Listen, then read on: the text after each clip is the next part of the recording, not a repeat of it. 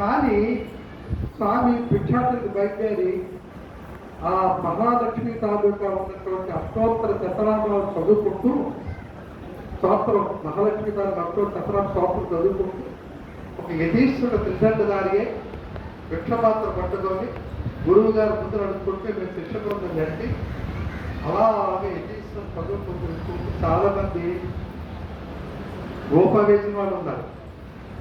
అప్పుడు రూపాయి కూడా చెల్లుబాటు ఉండేదేమో. రూపాయి వేసిన వాళ్ళు ఉన్నారు. అంటే కొందరు ఏమి వెయ్యలేక మరి ఏమి వేసంటే బియ్యం గింజలు ఆ లోపల పూజ చేసుకుంటే మిగిలిన ఉంటారు. కానీ సాయంత్రం అయ్యేసరికి మేమనుకున్నాం దరఖాస్తు వస్తున్న మాటలు అది పెట్టాం.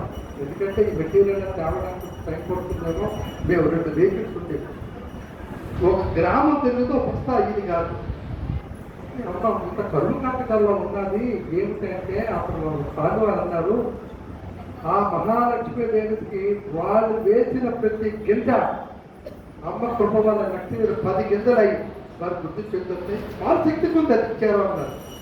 అలాగా ప్రతి గ్రామంలోని స్వామివారు ధన రూపాయలు కానీ వాళ్ళు ఇచ్చినటువంటి ఒక అరకేజీ ఎవరు చింతపండు ఇచ్చేవారు. ఆ ప్యాకెట్ పెట్టారు కందిపప్పు ఇచ్చేవారు. ఇదంతా తల్లియారాధనలో లక్ష్మీ జాగంలో చేశారు. తర్వాత సంవత్సరం నుంచి మా గురువు గారు తెలుసు ఆ గ్రామాల్లో కరువు కాటకాలు పోయి చెరువులు నిండి 100కు 100 వంతులు పంట పండిందట. అంటే లక్ష్మీ అనుగ్రహం లభిస్తుంది. యతీశ్వరుడు పాదచారులై నిజంగా చెప్పాలంటే మాకు తప్పును చూడలేసుకోవడం తప్పును మమ్మల్ని ఎలా వేసుకోండి అనేవారు. అలాగే వేసుకుంటూ ఉంటారు అన్నారు. కానీ మా గురువు గారు ఇంటికి అధికారులు ఉండేవారు. 150 గ్రామాలు కాలు గొప్పలు తేలిపోయి రాళ్ళు గుర్తుకొని గుళ్ళు గుర్తుకుండా అలాగే లక్ష్మీ అష్టోత్తరం చదువుకొని కాషాయధారణ పెద్ద యతీశ్వరుడు అలా వెళ్తూ ఉంటే ఆ బియ్యం గిట్ట వేసిన అప్పుడు సాయంత్రం వచ్చేటప్పుడు చెప్పారు. మేము గురువు గారు అడిగాను, గురువు గారు మనము జీపులు 4 కార్లు 6 వెహికల్స్ ఈ బైకులు భక్తాలు అంటే ఆ ఒక గింజే ఎంతో పవిత్రమైన విషయం ఆర్తితో వేసింది. కాబట్టి దీంతో యథాశక్తి మహాయజ్ఞం ఇది. మహాసామ్రాజ్య పట్టాభిషేక మహోత్సవం ఈ మధ్యకాలంలో ఉత్తరాంధ్రలో ఎక్కడ జరగలేదు.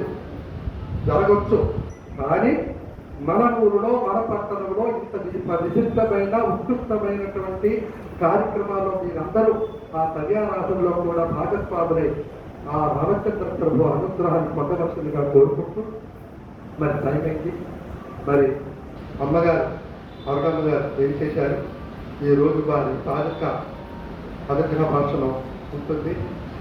మరి మీకు అందరికీ ఆఖరిలో ఇంకా వారికి ఈ రోజు దయచేసి నాకు విజ్ఞప్తి బండి ఇవాళ ఆమె 4 రోజులు ఈ రోజుతో వారి తాలూకా ఉన్నటువంటి ఏ సంఘాలైతే కమిటీ వారు మన కమిటీ కన్నా మా గురువు గారు నిర్దేశించారు సూచించారు అవి వారు చెప్పుకుంటూ వారు పరిపూర్ణ చేస్తారు, సుసంపన్నం చేస్తారు. ఈ రోజు మరి రేపు మీ అందరికీ అమ్మగారు శిష్యుడే. నేను అమ్మగారు సేవించుకుందామని వచ్చాడు ధ్యానేశ్వర్ కళ్యాణ్ ధ్యానేశ్వర్. నిజంగా అంటే మరి మీకు చెప్తే అది వింటే మీకు తెలుస్తుంది. పొగవారు అమ్మగారు అలాంటి వాడు మనం ఎంకరేజ్ చేయాలి. మరి ఆయన విజయాలపేటలో పంచాయతీ సెక్రటరీగా జాబ్ వచ్చింది చేస్తున్నాడు. దాని గురువు గారు మంగళాశాస్త్రం తీసుకోండి.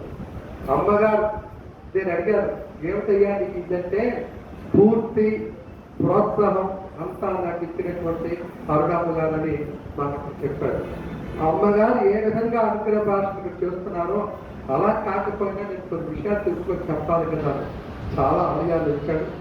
అహోబలం డిఎస్ స్వామి గారు కూడా వాళ్ళ ప్రవచనాన్ని బాగా విని సంతోషించి వారి మంగళాశాస్త్రం చేశారు. వారి ప్రవచనం రేపు ఉంటుంది. మరి అమ్మగారికి ప్రవచనానంతరం సంప్రదాయ ప్రకారం అది మన బాధ్యత. సంప్రదాయం కన్నా మా బాధ్యత ప్రకారం మన అందరూ కూడా ఆ రామచంద్ర ప్రభు యొక్క ప్రసాదంతో సముచిత రీతిలో వారిని మనం అభినందించుకొని గౌరవించుకోవాలి. కాబట్టి మీరందరూ భక్త మహాశైలందరూ అరుణమ్మ గారి టైం కాలం ఎలాంటిది అని చెప్పారు. ఆమె ఇంకా భక్తులు కోవిడ్ వేస్తూ 10 నిమిషాల ముందు ఆ రామాయణ కావ్యాన్ని గురించి ఒక అందరికీ ఆసక్తికరమైన కథ అంటే ప్రతి వాళ్ళు వింటామంటే ఏమిటో ఏముంటారు మనం అంటే అదే జనరంజకం అంటారు. జనులు ప్రతిగంప చెయ్యాలంటే వాళ్ళకి ఏమిటి కావాలో అది ఇవ్వాలి కానీ వాళ్ళకి అక్కర్లేదు వినిపించలేదు.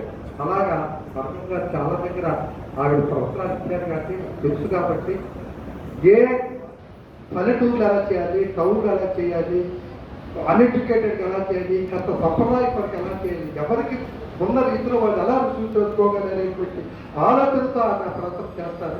చక్కగానే చేశారు. కాబట్టి మీరు అందరూ వారి ప్రవచనాలకు ఒక 5 నిమిషాల కార్యక్రమం అవుతుంది. మీరు అంతవరకు ఉండి మరి అమ్మగారికి కృతజ్ఞతాభివందనలు తెలిపి నందం అప్పుడు మీరు వెళ్ళొద్దు. మరి అమ్మగారిని ఈరోజు అరుణమ్మ గారిని సాదరపూర్వకంగా వేరే కార్యక్రమంగా కోరుకుంటూ మాకు అంటే చెప్పవలసి ఉంది మా కృతజ్ఞత సంఘం యతీశ్వరులు భాగవతోత్తములు వస్తున్నారని మేము సంవత్సరం క్రితం ప్లాన్ చేస్తే ఎంతో వ్యయంతో ముందుండి రాత్రి 3 వచ్చేసి వాళ్ళ గృహప్రవేశం చేసి కంప్లీట్ చేసి అలాంటి వాళ్ళు ఇక్కడ మాకు బస్సులో నివాసం ఉండేటువంటి మా గృహంలో అంతగానే యోగ్యత ఏమిటని ఒక్క రూమ్లో చిన్న రూమ్లో ఉండి అన్ని ఫెసిలిటీస్ ఉన్న రూమ్స్ అన్ని ఇచ్చేసి మాకు నిత్య కైంకర్యం చేసినటువంటి మా రూప ముందు సురేష్ రాజు గారు ఆ దంపతులు ఆ పుణ్య దంపతులు నిజంగా ఒక్కసారి మీరు శతాలు అభినందించారు. ఈ రోజుల్లో ఒకరోజు కాదు, వారు వేరే మా దగ్గర ఉంది అంటే అందులోనే ఉంది. అన్ని సదుపాయాలు కలిగినటువంటి భాగవతం ఇచ్చారు. మాకు పావనమైపోయిందని ఆత్మతో వచ్చేసి నిత్య కైంకర్యాలు మా రూప నుంచి ఆ అమ్మగారికి పుష్పమాలకు చేయవలసిందిగా కోరుతున్నాం. మీరు అందరూ ఒక్కసారి గట్టిగా జై శ్రీరామ్, జై శ్రీరామ్, జై శ్రీరామ్.